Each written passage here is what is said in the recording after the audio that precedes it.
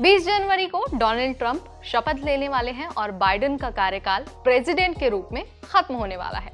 लेकिन बाइडेन ने जाते जाते भी रिटायर्ड सरकारी कर्मचारियों के लिए एक ऐसा काम कर दिया है जिससे उनकी चांदी चांदी हो गई है। जी हाँ, बाइडेन ने सोशल सिक्योरिटी फेयरनेस एक्ट जो कानून है उस पर हस्ताक्षर कर दिया है, उस पर साइन कर दिया है और बढ़ा दी है रिटायर्ड कर्मचारियों की पेंशन।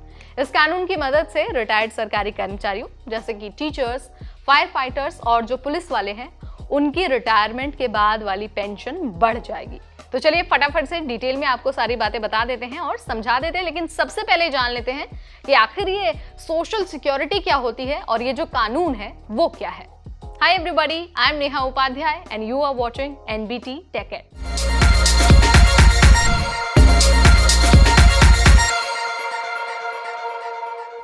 अगर हम सोशल सिक्योरिटी की बात करते हैं तो ये एक फेडरल प्रोग्राम है जो लोगों को उनके रिटायरमेंट, डिसेबिलिटी और डेथ के बाद फाइनेंशियल सपोर्ट प्रोवाइड कराता है।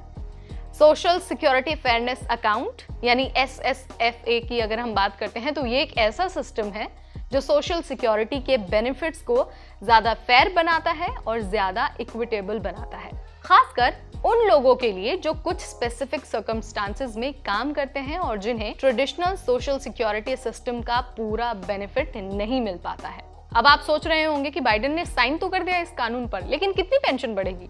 तो चलिए मैं आपको वो भी बता देती हूँ। इस नए कानून से 25 लाख से ज्यादा जो रिटायर्ड लोग हैं उनकी मंथली पेंशन एवरेज $360 बढ़ जाएगी। जिन लोगों की पेमेंट पहले कम हो गई थी उन्हें दिसंबर 2023 से अब तक का बकाया भी मिलेगा। अब आप सोच रहे होंगे कि ये जो नया कानून है वो काम कैसे करेगा? तो देखिए, सबसे पहला इसका जो पॉइंट है वो है एक्स्ट्रा फंड्स। तो जो वर्कर्स सोशल सिक्योरिटी का पूरा बेनिफिट नहीं ले पा रहे हैं उन्हें एक एक्स्ट्रा अकाउंट में फंड्स मिलेंगे। उसके बाद ये फंड्स उनको उनका गवर्नमेंट जॉब का जो टेन्योर है उसके हिसाब से दिया जाएगा ताकि उनको उनका जो राइटफुल बेनिफिट है वो मिल सके। इसके अलावा जो बेनिफिशियरी है उसका अकाउंट बनाया जाएगा।